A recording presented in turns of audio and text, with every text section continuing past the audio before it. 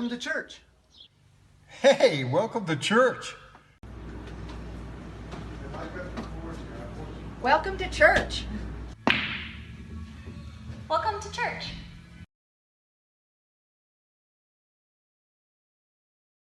Like I did a couple weeks ago, I'm not teaching. And,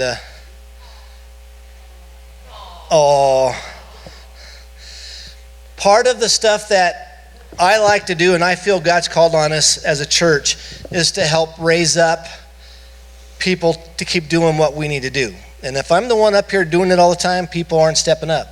So like a couple weeks ago, I had Jordan up here, and she did a great job. And because I'm training her, because that's what she's called to do. And we have to train up our kids in the way they should go. I know you guys are adults, but you're still our kids. Today, doing the same thing, but a little bit different. I get the pleasure of having my middle daughter. And this is not a family affair. It's just my kids are involved in doing ministry. Yeah, we're all family. And what today is, it's going to be informational. And she is one of the ministries that our church here supports. And so you guys, especially a lot of you new people, you need to have an understanding what she's about, what she does, and what we're about supporting. Because, I'll let you know, black and white, strong right here, we are a pro-life church.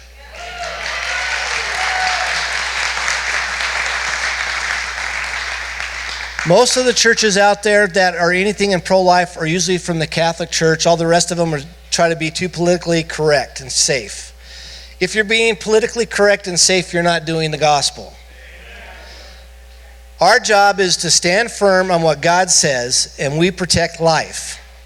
Before it's even out of the womb, and even after it's there, and even before it goes into the grave at 120, our job is to protect life. That's what we're about. That's what my daughter Jamie is all about, and I don't want to get into her and step on her toes. So this is Jamie Lynn, and she's our middle daughter. So. Hello. Can you guys hear me okay? Yeah? Okay. Hi. I am so excited to be here. It's been a few years since I have been here to share what's going on with pro-life work, and I see all these faces that I know and love, so I'm super glad to be back visiting. Some faces I don't know, so for those who don't know me, I just want to give you a little recap of who I am and what I do. It's so funny, my dad said Jamie Lynn, and I can tell when I'm in Prescott Valley because that's the only town that people call me that. So to everyone else, I'm Jamie Jefferies, the pro-life advocate and public speaker and fight starter. So I never intended on being in pro-life work. I never really intended on being in any kind of ministry, to be honest with you. But God does things. So I was living my life married and happy and working on music in Nashville, and was battling infertility. And through a bunch of awful appointments and surgeries and this and that, we found that my infertility was actually the result of a sexual assault that I had experienced at the age of 16. After that rape, I had called Planned Parenthood in Prescott on Gurley Street because all of my cheerleader friends called them for everything. And the Planned Parenthood on Gurley said that I was not a good patient to take on at the time. That if I needed to come see them for a pregnancy-related issue, I could, but for a well-woman exam on a 16-year-old rape victim, not worth the risk. So I went on with my life after that point and never realized that that event at 16 had actually left my body full of scar tissue from internal damage, and that contributed to my infertility. So learning all of this in 2014 in Nashville, I got super mad and started studying about conception and the ability to carry a baby because I was going to do this for myself. And I found in my research abortion statistics for America. And I read that 3,000 women a day are terminating the life of their child in the womb. And my whole world fell apart because I would die to have a baby. And I realized that these babies I would die to have were being killed. And in that moment, literally that moment, my whole life changed. I stopped everything I was doing. I stopped writing songs. I stopped going out. I dove into full-time pro-life advocacy, and I haven't looked back since. I'm grateful to say that a few months after I gave up, I had a conversation with God, sitting on my back porch in Nashville crying, and I said, okay, you win. I'll go save all of the babies that I can't make. Clearly, that's what you want for my life, so you win. I won't be a mom. I'll go save everyone else's kids. Lucky them. A few months later, I was pregnant naturally. Yeah, and everybody who knows us knows that my little girl is truly the free and undeserved favor of God. Her name is Grace, and she is my world. She is everything. But it was through longing for her and searching for her, wanting her, that I found my calling. And I did work that I knew to do. I would go to the clinic and I would reach out to women who were considering abortion, and I would take them to get ultrasounds instead, and they would choose life, and it's great. I would help a mom pay rent so that she wasn't homeless, and that's great. And I would take car seats to women in the hospital because a hospital won't let you leave with your baby if you don't have an approved car seat. And that was great, and I love doing all that work, and I still do that work consistently because there is a need. There is such a need for support, not just for women, but for young men too. I find myself oftentimes supporting single dads as much as I do single moms. And that's wonderful. But I've just felt kind of empty in that work. That it's good, but I'm doing it for everyone else all the time, and there's nothing fulfilling for me in it. And is that ministry? Is that what the life of a pastor's daughter just is? Do for others? Forget yourself? I don't know. But that's where I was, and I was kind of struggling to continue with that, but felt like I needed to fight for life. And I know that I don't have to go into all of the fight for life stuff because I know that your pastor does that already, and I don't have to tell you the unborn matter because you guys know that, and you hear that on a regular basis. So unlike most times when I talk to churches and I have to spend the whole entire 20 minutes telling you guys, start caring about the unborn. I know you guys already do in this church, and that's wonderful, and thank you for that. And thank you for your support for my ministry the last 5 years. Honestly, I can't tell you, and it sounds like an over-exaggeration, but it's not when I say that the support that you guys send to my ministry has saved lives. Sometimes the ability to pay for a pack of diapers or a can of formula is the defining factor in a woman choosing life or death for her child. So it's $5 to somebody else, but that $5 to me is half a pack of diapers. That's 16 diapers. That's a good, I don't even know, 4 days, if you're lucky. So I think about it that way, and I truly appreciate all that you guys have done and know that it is very, very vital that churches do that work. So that is awesome. But I wanted to give you guys an update on where I'm at now and what I've learned since the last time I was here. The last time I was here, I told you it's important we go help these women so that they don't choose abortion. And we're doing that now. We're actively doing that. And that's wonderful. But I want to tell you guys where God's brought me. And it's exciting. I'm very excited about it. If you guys know me, like the Damarises know me, or I see the Walkers snuck in the back there. Hi, guys. They know me. Virginia knows me. You guys would know. My mom used to say that Jamie started with a J for justice. Huh, Mom? Everything had to be fair. I should have been a lawyer. That's what she always said. I should have been a lawyer because I like to argue, like to fight, I like facts, and I do not like when the bad guy wins. Like, I don't sleep for days. That's not okay. Like, no. Right is right, wrong is wrong. Fix it. I've always been that way. And so it's hard in the world of abortion because I have to love and minister on women. So getting to fulfill that spirit of fight in me that I know God has given me, because it's been there since I was little. I finally found a venue for it, you guys, and I'm so excited because now I finally get to fight, but it's for good. So about a year ago in April, actually, I received a call from an attorney who had come out to Arizona a few years prior to hear me speak at a banquet. And he called and asked if I would accept the role of executive director for his new organization that he was putting together. And that organization is called abortion on trial. And abortion on trial takes the cases of women who have been harmed by abortion providers, and they provide them with free medical malpractice support, attorneys. We take abortionists to court, we beat them in court cases, we take their money, we ruin their reputation, and we close their clinics.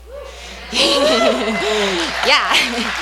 So that's the trend we're on, and it's super cool because I get to use this fighting spirit that I know God has given me. And so I've been diving into that work. I actually started going back to school through U of A to get my pre-law degree and plan to continue on to become an attorney and take the bar here in Arizona at some point when my full-time work schedule and mom's schedule allows.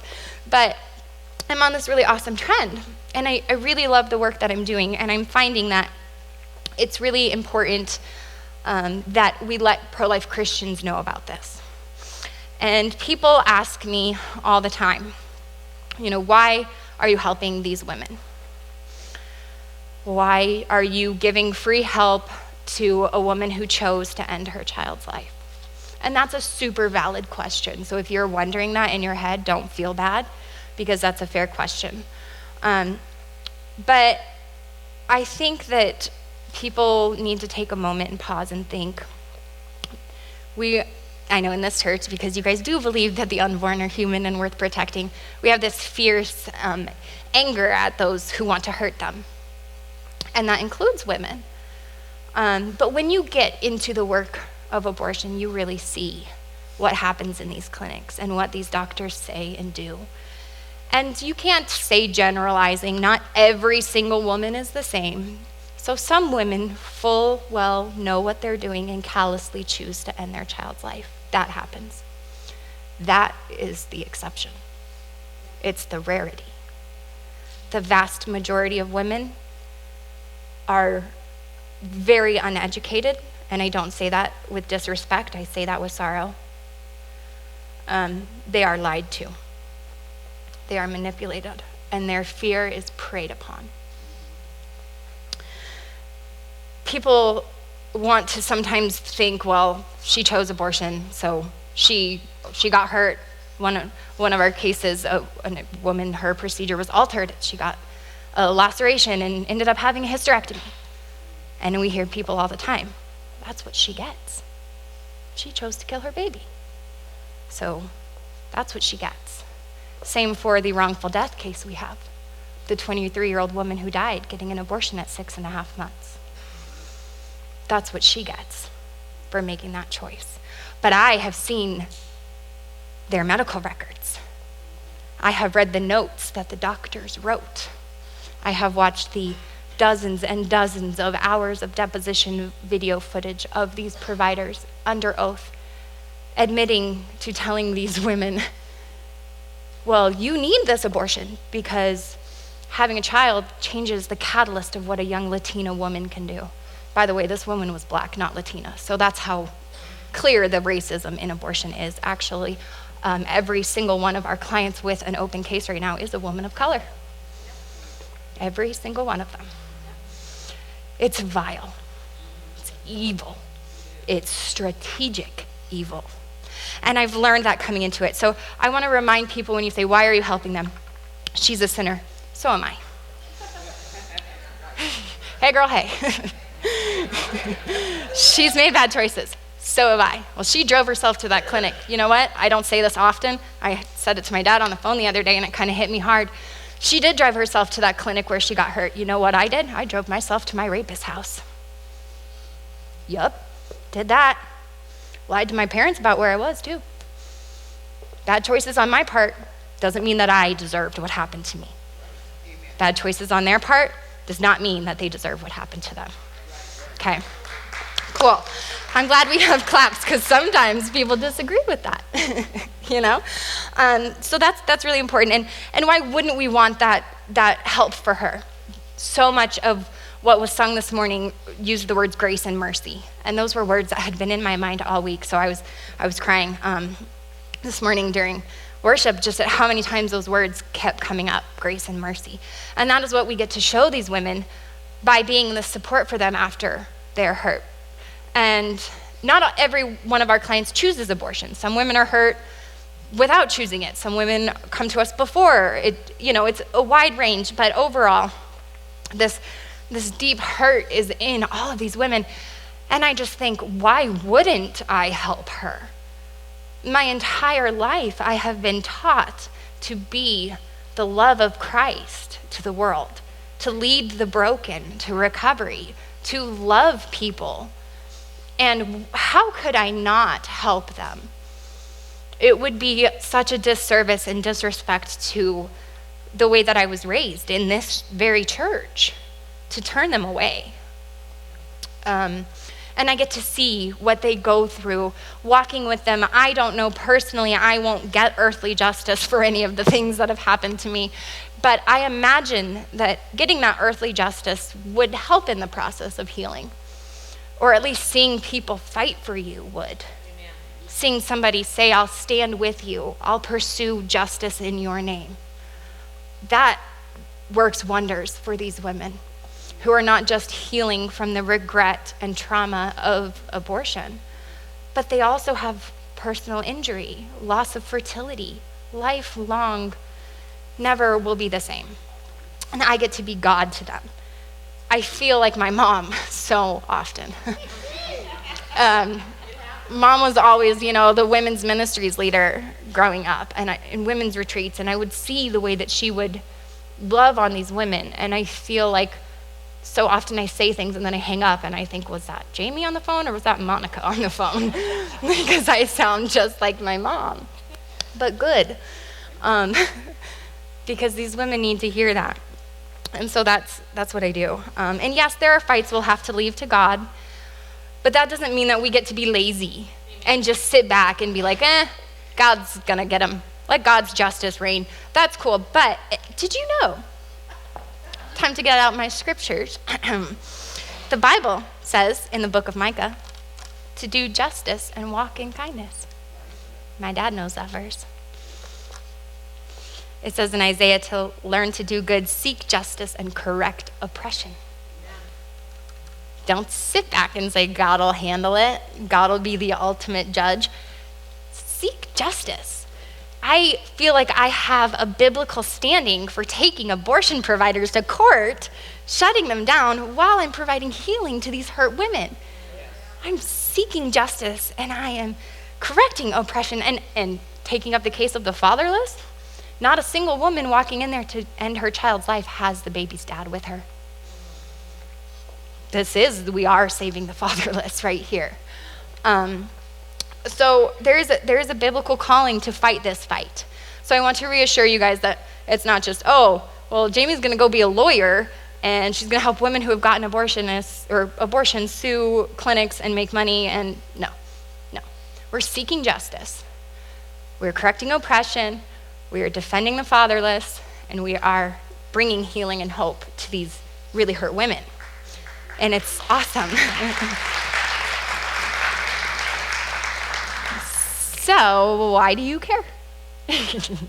Other than the fact that I grew up here and I like to come and update you guys, why does the Vineyard need to know this information and this strategy that we're pursuing? Because no one's done this before. In the history of America, nobody has gotten a strategy to attack abortion through the legal system. Why not? We have laws, let's use them.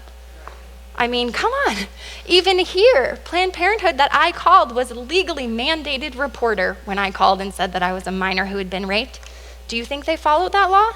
Nope, they did not, because they don't. So we're pushing for that. So it's important for people to know that. But there's two main reasons why, and I'll try to blast through these because I know I'm a ranter because I get so excited about what I do. But two reasons, you guys, I want you to know this. Number one, this church is growing fast. Statistically, somebody in this room needs me. Statistically, whether it's facing an unplanned pregnancy and you need me, you've been hurt by abortion and you need me, you are angry, you are guilt-ridden, you are chained down and you need me, somebody in this room, just by the numbers, I know abortion statistics. I don't know who you are. I don't know what your need is. I will walk that with you. I actually called my dad a few weeks ago and said, hey, is there a week I could come up and update you guys? We've got some awesome stuff coming out in April. I'm going to be really busy. I wanted to get up here, and it just so happened to be this week that it could work out. And I truly believe that God does things. He brings people together. So if you're somebody who needs me, don't brush it off that I'm here today. Realize that I'm here today because God knew that you needed me, whoever you are. And no, I'm judgment-free. I am equally broken in my own ways. And whatever you need, we'll walk to that together. And I know that your church will do that with you as well. I have every confidence in this congregation and in your pastors. I've been to a lot of churches and worked with a lot of churches, and I tell you, they are not all equipped to save. Not like this. Your church is a gem, a rare gem. And be grateful for that you are safe here.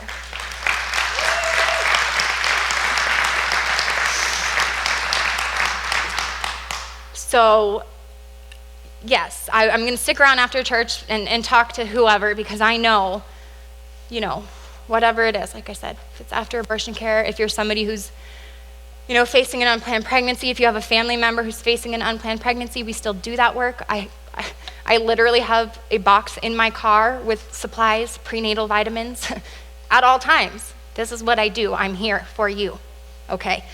That aside, this is why I need you guys to know. This is where this starts. I'm getting serious. I'm leaning on the thing. Abortion starts in the church. I'm an ordained minister, and I believe in compassion and service above self. So that's my calling. So I love the Bible. It was God's truth revealed.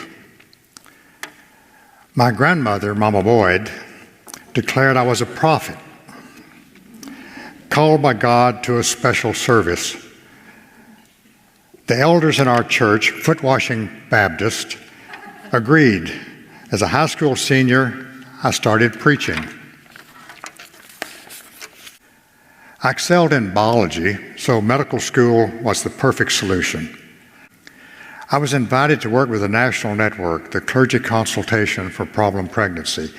Women in need were turning to their chaplains for help, and those ministers needed safe places to refer women for abortion care. That's when one of the ministers asked me if I would consider doing abortions. I was speechless. Ultimately, I acted with my hands and my heart. I began to do abortions. I told no one, yet word spread, and before I knew it, women from all across the United States were traveling to Athens on the word of ministers that they were coming to a good doctor and a safe place. An ordained Baptist minister, I ask that the spirit of this pregnancy be returned to God with love and with understanding. Am I killing? Yes, I am. I know that. That's my calling. That's Curtis Boyd. Curtis Boyd is the leading abortion provider in America. He has a death toll of over 100,000 unborn babies. He aborts babies through any month, all 9 months of pregnancy. He is the defendant in 5 of our malpractice and wrongful death cases right now. And Curtis Boyd is the leading abortionist in American history because his pastor. Did you guys hear that?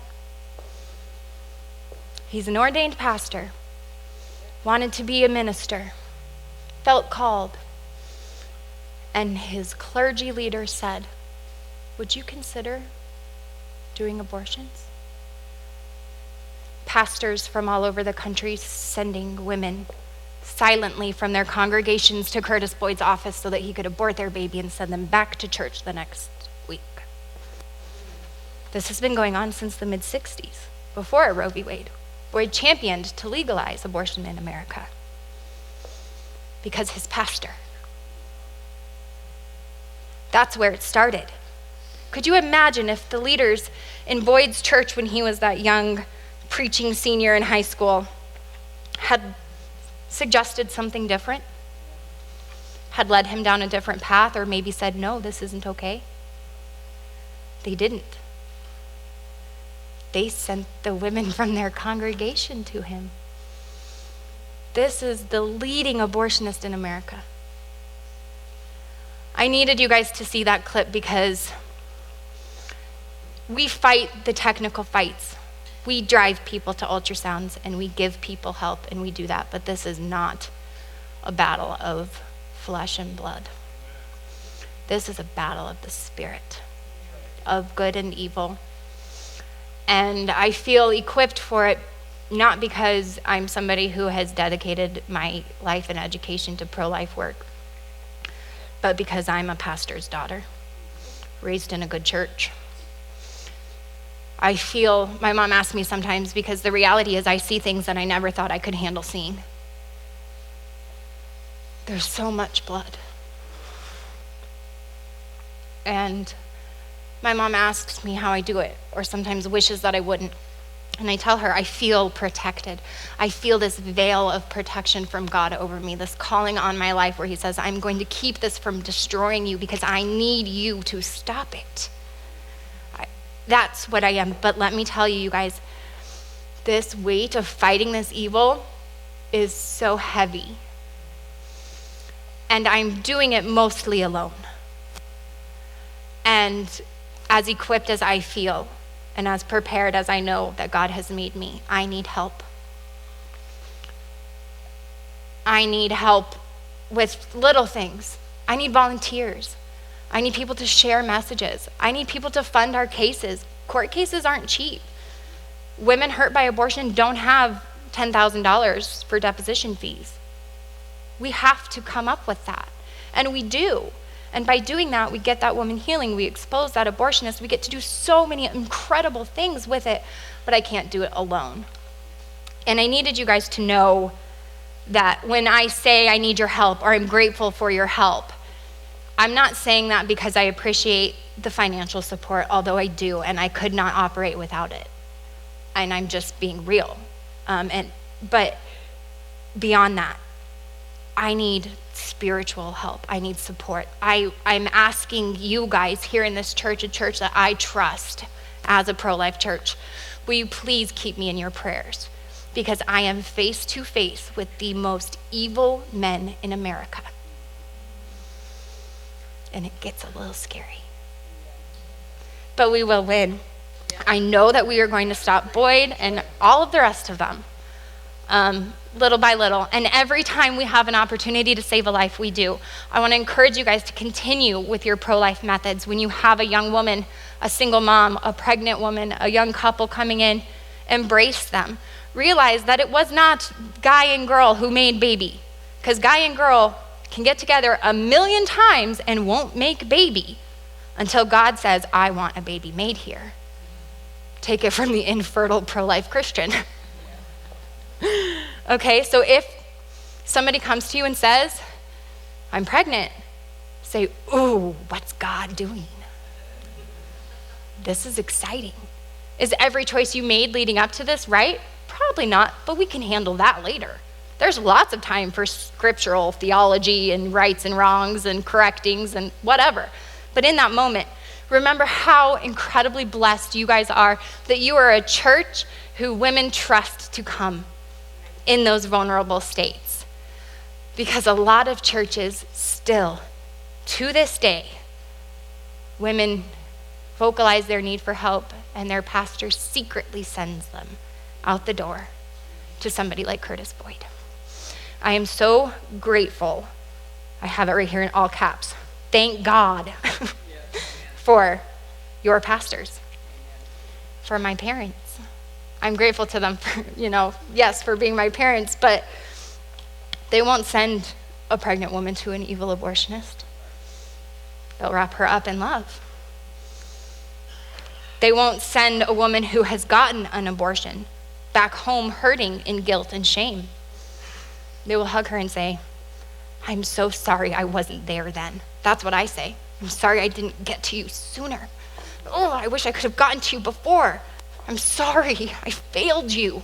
That's how I feel about these women. I failed them. I didn't fail them. But I love them. God loves them. And I just need your guys' help with that, to keep that up. So that's where I'm at. That's what we have going on. Multiple cases heading to trial. You guys, please follow them. Pray for our clients.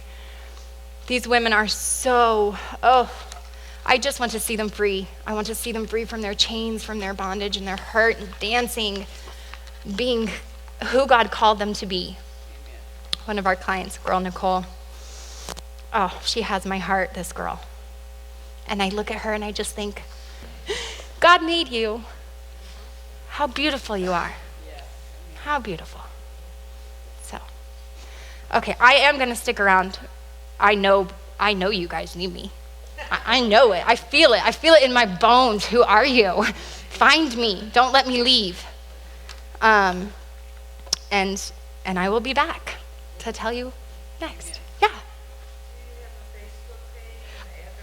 I do, yes. So you can follow me and my crazy spastic all over the place pro-life work on Facebook, and just under Jamie Jefferies. Search Jamie Jefferies and you'll see the bright red hair.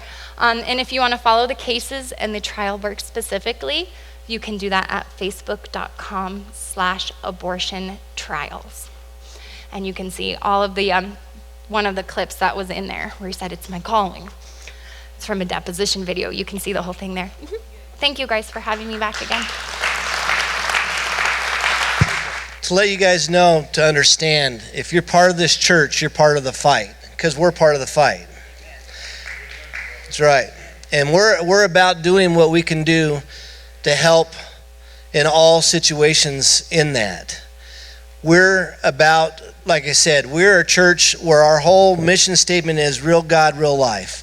We live in a real life, we have a real God, and we will battle against the stuff that these other churches and people who are posing as ministers and thinking they're doing things that God would want them to do, which was so far from the truth. Because he thinks every life is precious. Amen. He lets us know that no matter the situation, and if we can help them, Abortion on Trial, take down more of these doctors that are doing things and the truth gets out, not only are we healing and bringing healing to the women who've gone through things and made the wrong choices, but we're bringing the truth out to the women who haven't made a choice yet. And so we can make a difference there. Because it's not just about what happened afterwards. It's if we can help them before and try to help them after and do all the stuff that we need to do. And in Proverbs 31 verses 8 and 9, it talks about being the voice for the voiceless.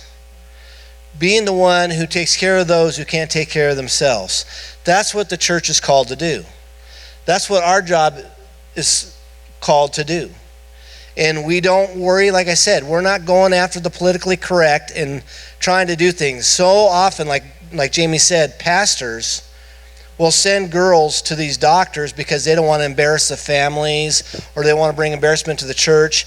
That's not being real. That's being fake. That's not being godlike. That's not what it is. We do what we need to do. We call sin, sin. We all make mistakes. We all stumble. But let's step up. Let's make things right. And let's make things to the point where we're healing people instead of causing more damage and more pain. So our church is about standing on the ground and doing what's right. Amen?